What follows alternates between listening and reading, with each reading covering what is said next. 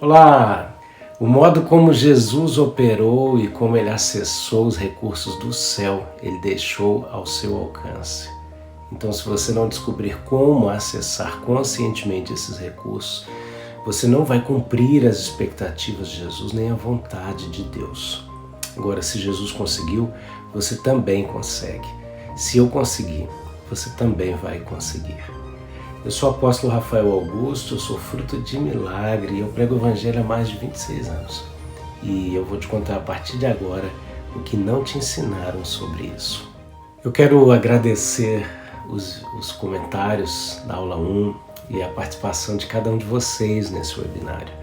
Na aula 1 a gente falou como as nossas limitações podem se transformar numa plataforma para o agir de Deus. E hoje eu vou te contar o que não te ensinaram sobre dons e ministérios, que vai literalmente arrancar as escamas dos seus olhos. A gente viu na aula 1 3 pontos que eu quero revisar com você antes de tudo. Primeiramente, nós vimos como os problemas te fazem trabalhar para eles, se tornando um Deus na sua vida. Porque eles atraem a sua atenção para a sua capacidade humana, frágil, limitada, e para a tentativa de resolução desses problemas através da força do seu braço. E isso é o que torna os problemas cíclicos.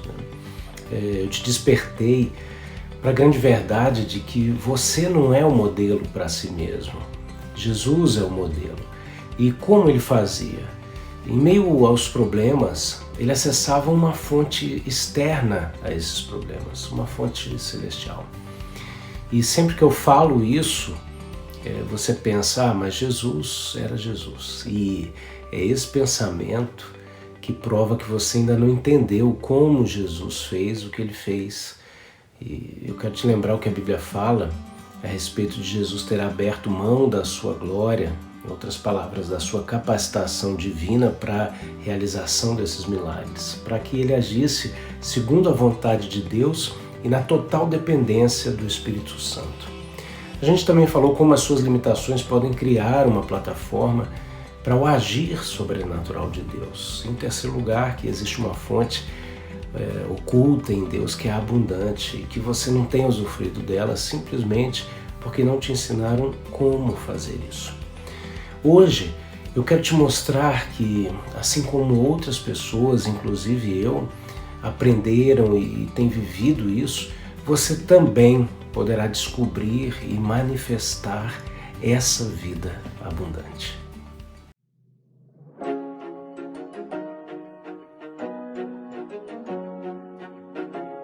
Quando eu penso que as coisas são difíceis, é porque eu estou na força do meu braço e não na força de Deus. Eu me chamo Andréia Barbosa, eu sou gestora financeira. Sim, a minha entrega é constante e a minha intimidade com o Espírito Santo aumentou, ela cresceu. E eu sinto isso, que cresceu dentro de mim. Bom, meu nome é Jaqueline Valéria Ferreira. Eu trabalho aqui como esteticista, faço uns trabalhos extras, né? Não se aveste, eu sou Deus. Meu nome é Fernando Barbosa. Minha profissão é jornalista. Tudo posso naquele que me fortalece. Carla. Trabalho no posto de gasolina Shell. Marcos Aurélio Barbosa do Nascimento. Eu sou livreur, falei em francês. Entregador. Eu faço entrega de carnes a restaurantes, hotéis. E o Zedélia Volpe Barbosa.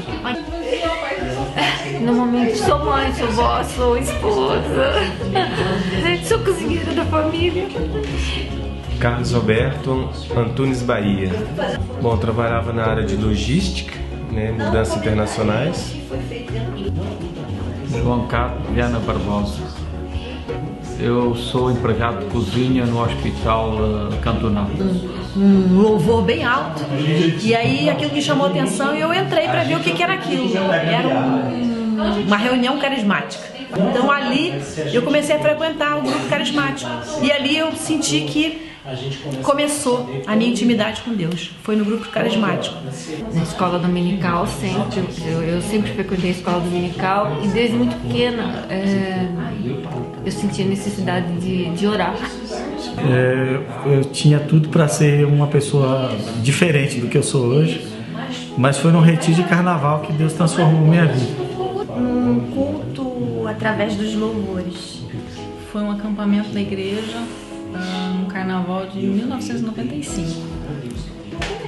Olha, tudo começou foi com um grande amigo meu, crente, que me falava muito da palavra de Deus, que até então eu não frequentava a igreja, não tinha nenhuma ligação com nenhuma igreja, e minha família elas são tradicional católica, e ele como cristão, ele me deu uma visão de testemunho do que ele vivia, ele me falava da Bíblia.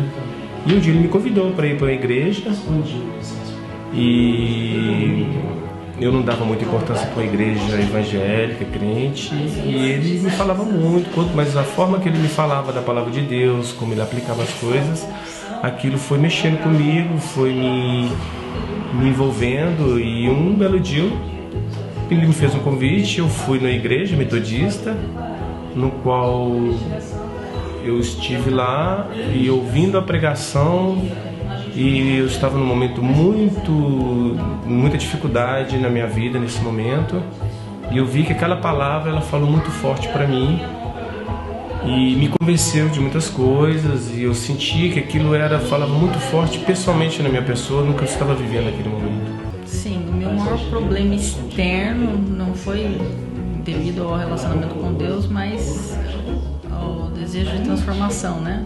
Foi a partir do momento que mudou o meu contexto familiar. Eu sou muito emocional, excesso de emoção, de sentimento também. O Manual da Felicidade eu conheci através do apóstolo Rafael, quando ele começou a divulgar na igreja, e eu achei uma proposta interessante de participar e de conhecer melhor como funcionava esse manual, que traz esse nome tão sugestivo, né?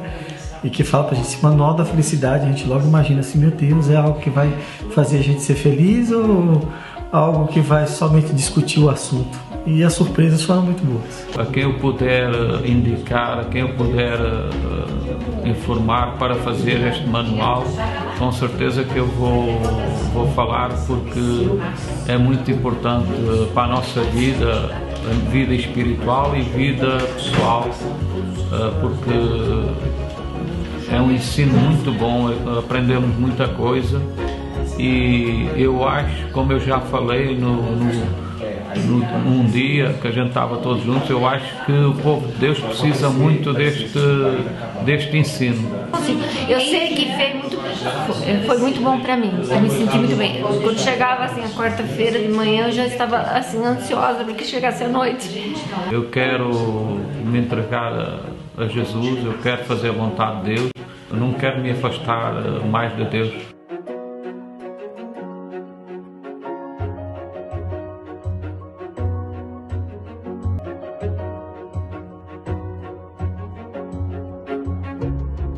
Eu quero sempre estar perto de Deus, de Jesus, e isso me faz muito bem. Eu vou te contar o que não te ensinaram sobre dons e ministérios, que vai literalmente tirar as escamas dos seus olhos.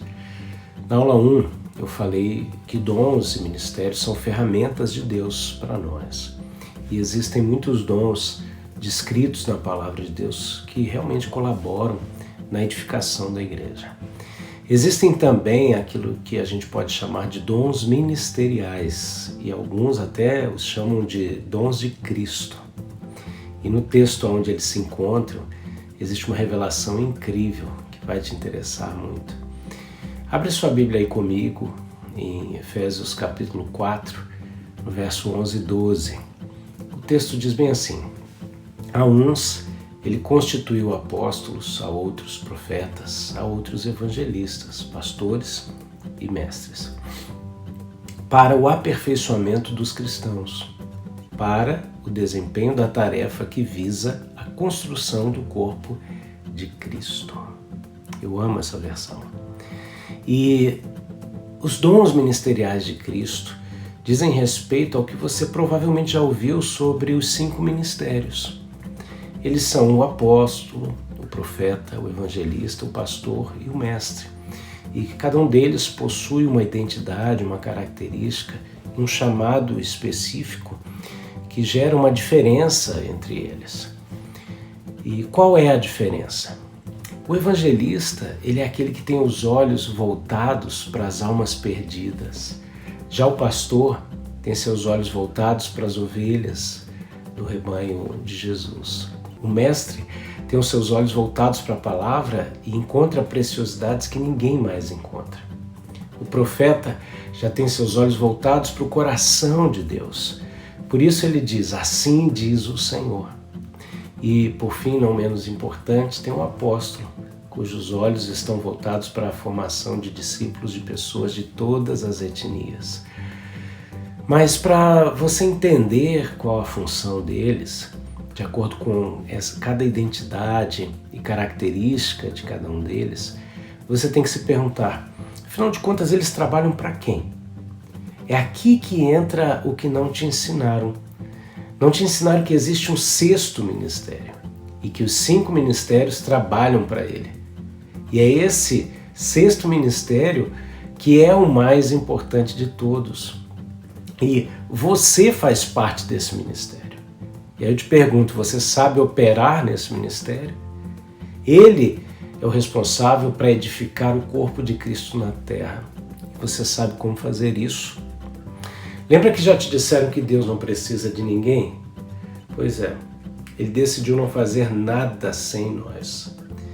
E Ele decidiu nos qualificar para realizar esse ministério. Como Ele precisou do serviço sacerdotal de Jesus na terra, Ele precisa agora de você. Ele fez as coisas de tal maneira que você se tornou peça fundamental. Os 5 ministérios devem trabalhar para o 6º ministério. Porque não são os 5 ministérios que edificam o corpo, mas sim o ministério sacerdotal, que também é chamado de ministério comum de todos os santos. E é ele que constrói o corpo. Os 5 ministérios são responsáveis para formar o 6º ministério.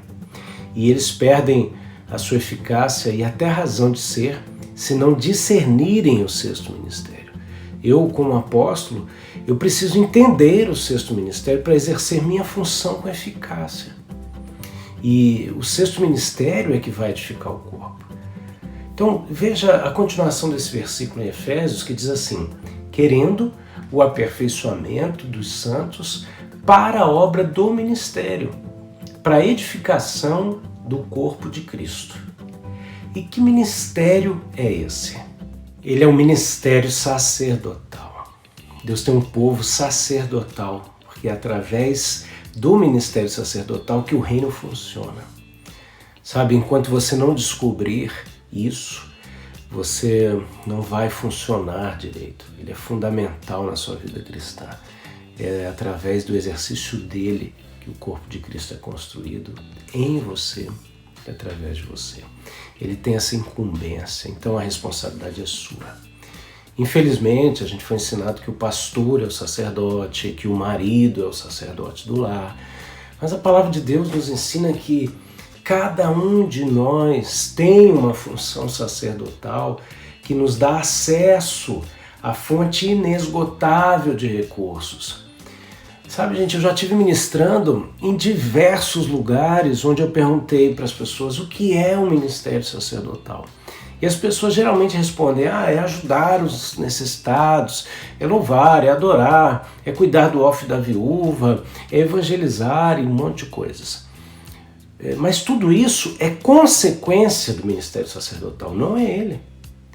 Lembra que eu te disse que você não é modelo para si mesmo? Eu quero te falar que nem a igreja é modelo para si mesma. Jesus é um modelo. E ele é um modelo em quê? Ele é um modelo em sacerdócio. Então, como ele operou segundo uma ordem sacerdotal, a ordem de Melquisedeque, fez dele o primeiro desse sacerdócio. E Deus quer que isso se reproduza em nós. Hoje nós somos esses sacerdotes. Então, quando a gente observa o sacerdócio de Jesus, a gente vê ele alterando coisas naturais, curando enfermos, expulsando demônios, realizando milagres e ressuscitando mortos. E a nossa tentativa humana e teológica para criar uma desculpa para a nossa ausência de poder e não saber como operar nos leva a dizer, por exemplo, diante da morte, o cara morreu porque era da vontade de Deus. Aí de repente vem Jesus, passa, toca no caixão e ressuscita o morto, demonstrando que a vontade de Deus é manifestar a sua glória através de nós. Jesus, ele provoca os discípulos lá na multiplicação dos pães e peixes e, em resposta à necessidade, ele acessa a despensa celestial e traz pão e peixe de lá. Você já pensou que fazer pão dá trabalho? Mas tem alguém fazendo pão no céu. E Jesus trouxe esse pão de lá, trouxe o peixe do rio da vida. Quando ele precisou pagar impostos, ele mandou Pedro pescar um único peixe que tinha uma moeda na boca. Quem colocou a moeda na boca desse peixe? Quem mandou esse peixe ir até Pedro? O que Jesus era, você pode ser. O que ele tem, você também está disponível para você. E se você não souber como acessar isso, como isso opera, você corre o risco de não cumprir sua finalidade aqui na Terra. Sem entender o ministério sacerdotal, você não corresponde às expectativas de Jesus. Sabe, sem a compreensão do sexto ministério, você não entende o acesso ao reino. E toda oportunidade tem um investimento em todos os sentidos, mas também toda perda tem os seus custos. Você ainda não percebeu que você é parte operante do plano secreto de Deus?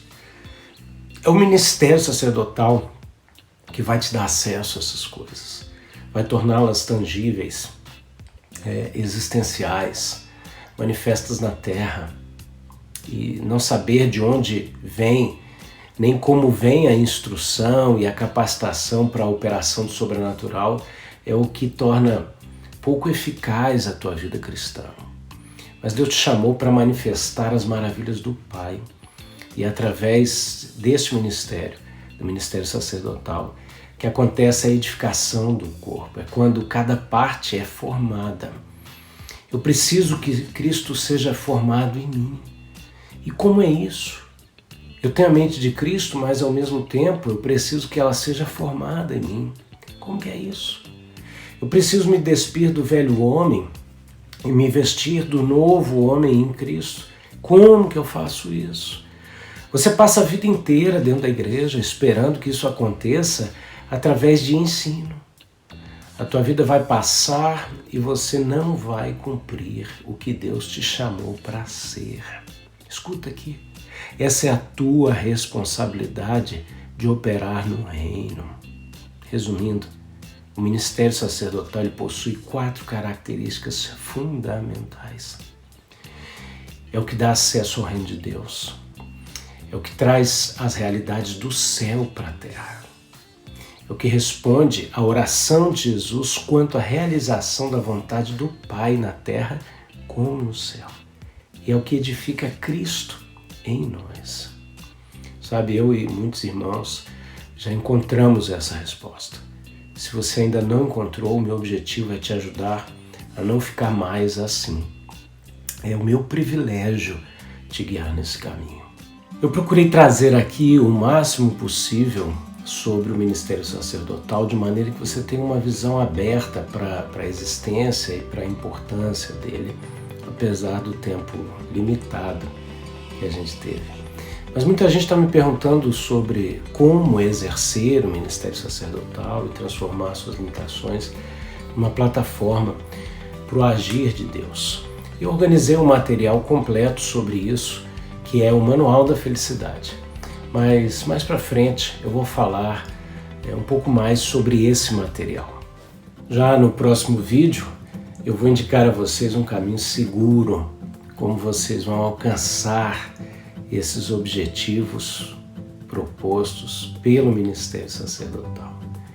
Por enquanto, eu quero que você participe deixando aqui o seu comentário Coloca aqui suas dúvidas, suas frustrações com a sua vida cristã. Fala de você, aquilo que você deseja para a sua própria vida. Também curte minha página no Facebook, Rafael.Augusto. Assine o meu canal no YouTube. Veja aqui os vídeos de testemunhos de pessoas que também provaram dessa revelação. Amém? Participe, se expresse. Isso é muito importante. E eu te vejo no próximo vídeo. Oi gente, eu sou Isadora, eu tenho 27 anos e vou falar um pouquinho, se eu conseguir, né? Porque foram tantas coisas que o manual representa na minha vida. Eu já faço manual há umas 8 ou 10 vezes e cada vez é diferente. Então você que já fez, faça de novo, porque é sempre uma unção, é sempre uma transformação diferente. Tem sempre uma coisa ainda que Deus quer fazer e trabalhar. E cada vez é especial. E dentre as passagens ministradas da semana, a que mais me marcou, todas me marcam, mas assim, a que mais Deus quis trabalhar em mim nesse último manual foi o misericordioso. Colocar no coração quem não é digno de misericórdia. Porque eu tinha muita dificuldade em reconhecer no outro que ele é digno de misericórdia. Principalmente as pessoas as quais eu julgava que estavam erradas, que não mereciam a graça e a glória do Senhor. Então foi um trabalhar muito grande em mim, né? De Deus nesse sentido. E assim, Deus tem revelado muita coisa fantástica pro Rafa. Eu posso dizer que eu fiz 8 manuais com eles para mais. E todo manual tem uma unção diferente, tem um trabalhar diferente de Deus. E o final, que é o tabernáculo, só você vivendo para saber o que é. Da última vez, pra vocês terem noção do que eu fiz o tabernáculo, eu até senti um anjo do meu lado, né? Então assim, Deus fecha com chave de ouro o ciclo, né? Então viva os ciclos, viva cada palavra, vá com o coração disposto e com a certeza de que Deus quer trabalhar em você e Ele pode trabalhar em você, basta você querer. Eu agradeço você, Rafa, agradeço Glau pela paciência, pelas palavras vindas do céu. Que Deus abençoe a vida de vocês, proteja o ministério e guarde em todo momento. E quero agradecer por tudo que vocês fizeram e fazem por nós e incentivar você a conhecer esse curso maravilhoso dado por Deus. Beijo. Eu me chamo Edith, eu moro no Brasil, moro numa cidade chamada Monjolos, e eu vim passar uns 3 meses aqui na Suíça, na casa da minha filha, e um dia ela me convidou para ir na igreja do pastor, do apóstolo Rafael. Aí eu fui. Foi uma coisa muito interessante, que assim que eu fui olhando para ele, eu senti uma coisa assim tão boa, assim, que me dizia que aquela pessoa seria uma pessoa que ia me ajudar. Mas só que eu não sabia como, me ajudar como, a primeira vez que você vê a pessoa. Mas eu vim com isso na cabeça, vim embora e falei, não, essa pessoa... esse profeta veio tive esse encontro, é alguém que Deus enviou para me ajudar, porque eu tive depressão muito forte, que eu tive um casamento muito complicado, eu vivi 39 anos de casado e tive várias complicações, e tem 13 anos que meu marido faleceu, e depois disso eu tinha um problema de uma perturbação à noite. Quase todas as noites eu sonhava com ele e no outro dia eu amanhecia mal. E eu não sabia o porquê daquilo, era aquela tristeza muito grande, parecia todas as coisas que eu passei, muitas vezes vinha no sonho, mais doloroso ainda do que era a realidade. Então Eudésia me falou do Manual da Felicidade, que o apóstolo Rafael ia ministrar. Então, eu resolvi fazer. E com esse trabalho, eu senti muito, assim, meu crescimento espiritual e senti essa libertação que Deus me deu, depois que eu comecei a entregar as minhas limitações, as minhas dificuldades na mão do Senhor. Eu agradeço muito a Deus pela vida do apóstolo Rafael e pela pastora Gláucia, que são pessoas muito dedicadas. Eu tenho sentido muito assim, foi muito bom para o meu crescimento espiritual. Tanto que, se for começar outro, eu quero também estar participando, né? Aproveitar esse tempo que eu estou aqui. E também eu tomava muito remédio. Deus, com esse tratamento, com essa conversa, com esse esclarecimento, sabe? Eu sinto a vida bem mais leve e já pude parar de tomar 2 comprimidos, que eu tomo muito remédio, mas com essa ajuda espiritual, com esse carinho, com essa preocupação, com esse cuidado desse pastor, né, e da pastora, eu me sinto bem mais leve, mais feliz e me sentindo liberta. E quero continuar, que mais coisas eu creio que Deus tem para mim aqui. Então, é isso. E eu agradeço muito. A paz, Senhor Jesus. Eu me chamo Eudésia Rodrigues Duque. Sou de Minas Gerais. Moro quase 13 anos em Genebra. A primeira vez que eu vi o apóstolo Rafael foi numa igreja em que eu frequentei 7 anos. E depois eu reencontrei o apóstolo no Café com AP. E era uma bênção, eu segui por muitos anos. E eu fui reencontrar o apóstolo Rafael pessoalmente, alguns anos agora que ele voltou para Genebra. E ele me falou do Manual da Felicidade e explanou um pouco. E eu fiquei muito interessada porque eu sabia que era algo tremendo de Deus, porque pelo fato do Café com AP já ser uma grande bênção. E agora que eu tive a oportunidade de estar fazendo, e eu falava para mim mesmo que eu gostaria muito de fazer o Café com AP, porque eu queria mais de Deus, eu queria me aprofundar mais nas coisas do Senhor. E o Manual da Felicidade me levou a me aprofundar mais em mim mesmo, a me ver mais, a me olhar mais, a ver as minhas debilidades, e isso me aproximou mais de Deus também, mais intimidade com Deus, porque eu pude entregar para Ele coisas que eu há muitos anos não me examinava, e consegui ultrapassar muitas coisas que durante esse percurso do estudo do manual, Deus nos coloca à prova diante daquilo que a gente faz, daquilo que a gente estuda, e eu pude perceber claramente a minha evolução como pessoa e a minha a clareza de eu em Deus em mim. Eu sou muito grata pelo Manual da Felicidade, e ele foi tremendo na minha vida, vai ser, porque tudo que a gente supera continua sendo, e que ele possa ser para aqueles que ainda vão fazer também, de uma transformação extraordinária. É o que eu desejo. Um forte abraço, na paz do Senhor Jesus.